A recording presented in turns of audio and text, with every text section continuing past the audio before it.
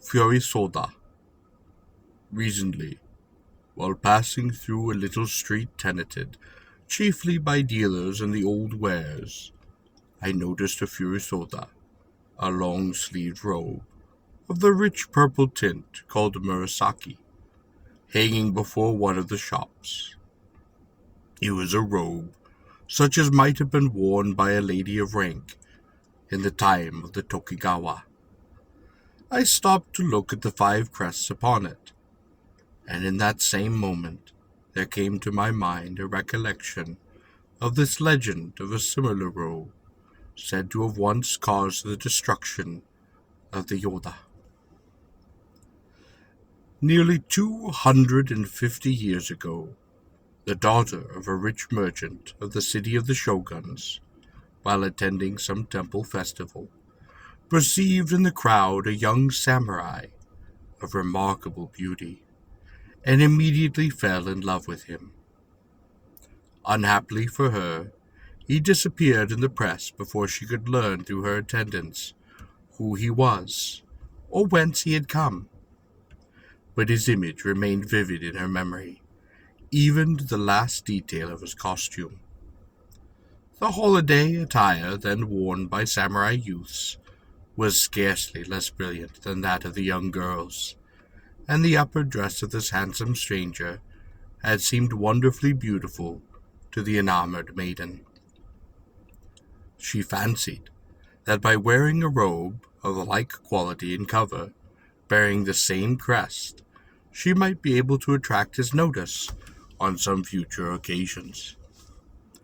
Accordingly, she had such a robe made, with very long sleeves, according to the fashion of the period, and she prized it most greatly. She wore it whenever she went out, and when at home, she would suspend it in her room, and try to imagine the form of her unknown beloved within it.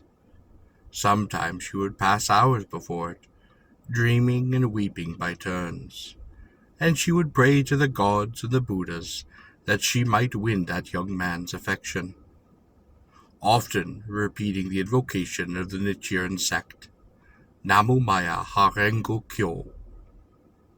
But she never saw the youth again, and she pined with longing for him, and began to sicken, and then died.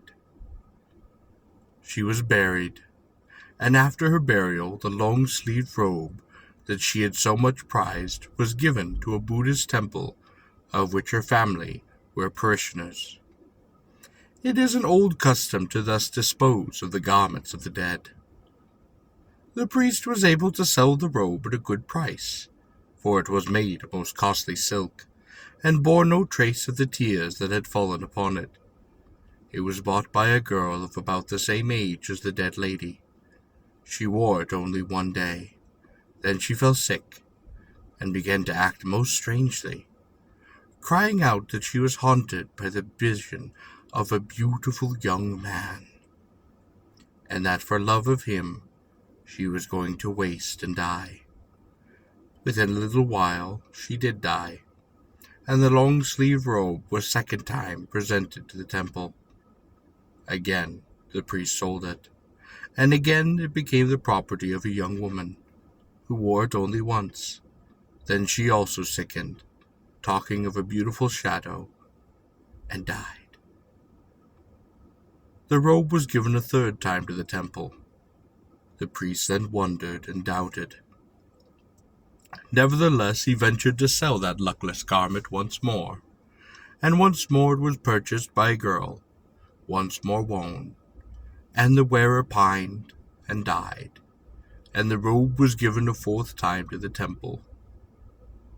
At that point the priest felt sure that there was some evil influence upon work, and he told his acolytes to make a fire upon the temple court, as to burn the robe.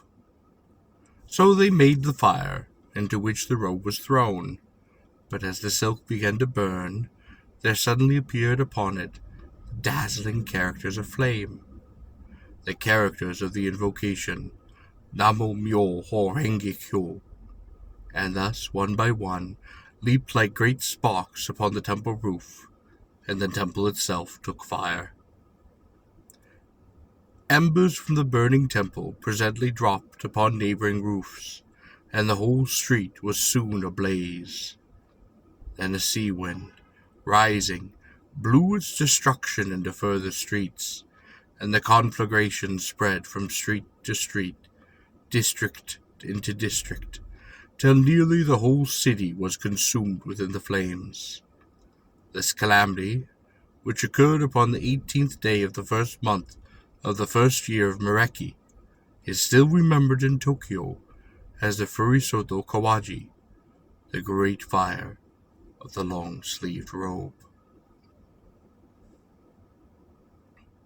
According to the storybook called Kiban Dajin, the name of the girl who caused the robe to be made was Osame.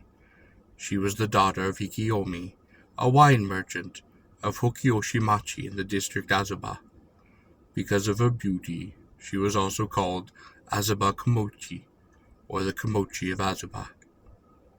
The same book says that the temple of the tradition was an Ichiran temple called Honmyoji in the district of Hongo, and that the crest upon the robe was a kyoko flower. But there are many different versions of the story, and I distrust the Kiban Dajin because it asserts that the beautiful samurai was not really a man, but a transformed dragon, or a water serpent, that used to inhabit the lake at Onyo, Shinobazin no Iki. For after more than 1,000 years, the name of Komachi, or Ono no Komachi, is still celebrated in Japan. She was the most beautiful woman of her time, so great a poet that she could move heaven by her very verses, and cause rain to fall in time of drought. Many men loved her in vain, and many are said to have died for love of her. But misfortune visited her when her youth had passed, and having been reduced to the utmost of want, she became a beggar, and died at last upon the public highway near Kyoto, as it was thought shameful to bury her in the foul rags around her. Some poor person gave a worn-out summer robe, or katabara, to wrap her body in, and she was interred near Ashiyama at the spot still pointed out to travelers as the place of the Katibara.